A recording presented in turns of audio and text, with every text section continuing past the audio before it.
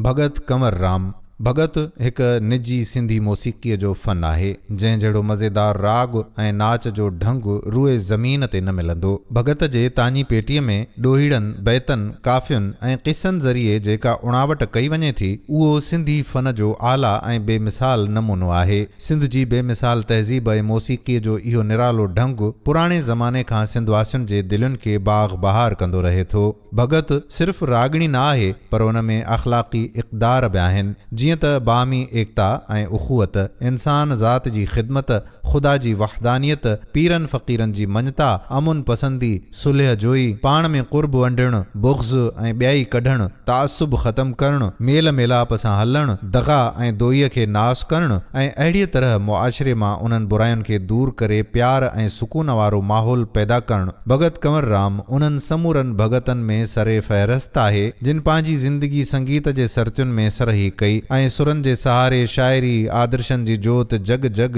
जलाईंदे हलियो। हिन भगत जी ज़िंदगी आम माण्हुनि में सुगंध पैदा करण ऐं मंझंदि प्रेम जी पूंजी विरहाइण में गुज़री। हू पंहिंजे कलाम ऐं रसीले आवाज़ ज़रिए ॿुधंदड़नि खे लोलियूं ॾींदो हो। हुन वटि आवाज़ हो, सोज़ हो ऐं गुदाज़ हो। संदसि फ़न में जिते आत्मा लाइ आराम जो दर्श हो, उते संदन फ़न में सोच जी गहराई पिणु हुई। हू सरापा सोच ऐं फ़न जो अमली नमूनो हो।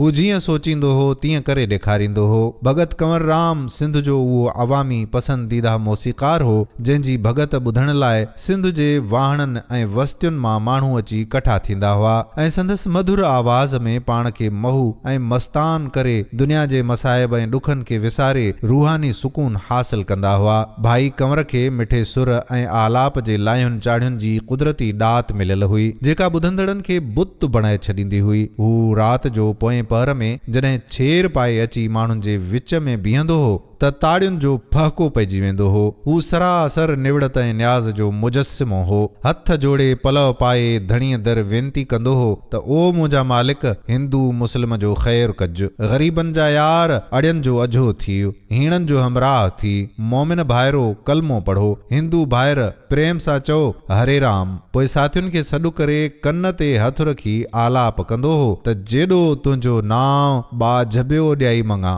हू राग करण वक़्तु नचंदो हो त ॼण वॾ फुड़ो मींहुं पियो वसंदो हो। ॻाईंदे मौज में अची वेंदो हो। पोइ उन वक़्तु न रुगो पाण खे मोहबत जे महिराण में विञाए वेहंदो हो, पर ॿुधंदड़नि खे बि आनंद जे बेअंत सागर में समाए छॾींदो हो। संदसि आवाज़ में अहिड़ो त दर्द, सोज़ ऐं तड़प हूंदी हुई जो केतिरो बि कठोर दिलि इंसान छो न हुजे, पर हू अखियुनि मां ॻोढ़ा ॻाड़ण खां सवाइ रही न सघंदो हो। हुन ते माया जो मोह कोन हो। मालिक जे नां ते पांदु झलींदो हो त हज़ारें रुपया कठा थी वेंदा हुअसि, जेकी उते जो उते मिसकीननि, रन ज़ालुनि, फ़क़ीरनि ऐं मोहताजनि में विरहाए छॾींदो हो। को बि सवाली हुन वटां ख़ाली न वियो। हिकु दफ़े समूरी भेटा मोहताजनि में विरहाए ख़लास कयईं त हिकु सवालीअ कपिड़नि लाइ सवाल कयो। हुन पंहिंजा खेसि कपिड़ा लाहे ॾिना ऐं पाण अंगोछे में रहियो। तॾहिं उते वेठल कंहिं चयुसि त भगत, हीउ कमु त घाटे जो कयई। वराणियईं त सॼण, अञा त वाधे में आहियां, जग में उघाड़ो आयो हुअसि, हींअर त इहो अंगोछो आहे।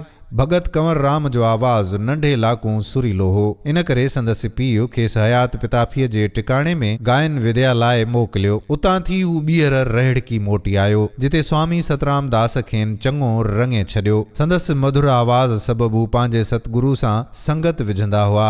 संदसि सचो सदक़ ॾिसी सतगुरनि बि सिक विचां खेनि अहिड़ी ज्योति ॾिनी जो संदन जीअरे ई भगत साहबनि जे तेज पेज जे चंद्रमा वधंदो रहियो। अहिड़ीअ तरह हू सिंध जी कुंड कुड़छ में ॻाईंदो रहियो। भगत कंवर राम जो गुज़र मुआश दुकानदारी हुई। हू राग खे आमदनीअ जो ज़रियो या पैसे कमाइण जो वसीलो न सम्झंदो हो। हू राग खे रियाज़त ऐं इबादत सम्झंदो हो। उन सां ख़ुदा जी मख़लूक खे ख़ुशि करे आसीस खटींदो हो। संदसि पसंदि जे रागड़ियुनि में जोग, कोहियारी, राणो, आसा ऐं पिरभाती हुयूं। संदसि राग में घणो हिस्सो सूफ़ी बुज़ुर्गनि जे कलाम जो हूंदो हो ऐं हू उन राग वसीले सूफ़ियाना कल्चर जे पैगाम पहुचाइण लाइ प्रचारक थी ॻाईंदो हो। उन कल्चर में पाण विञाइण, पाण सुञाणण, मोहबत ऐं इख़लास जा सबक़ समायल हूंदा हुआ।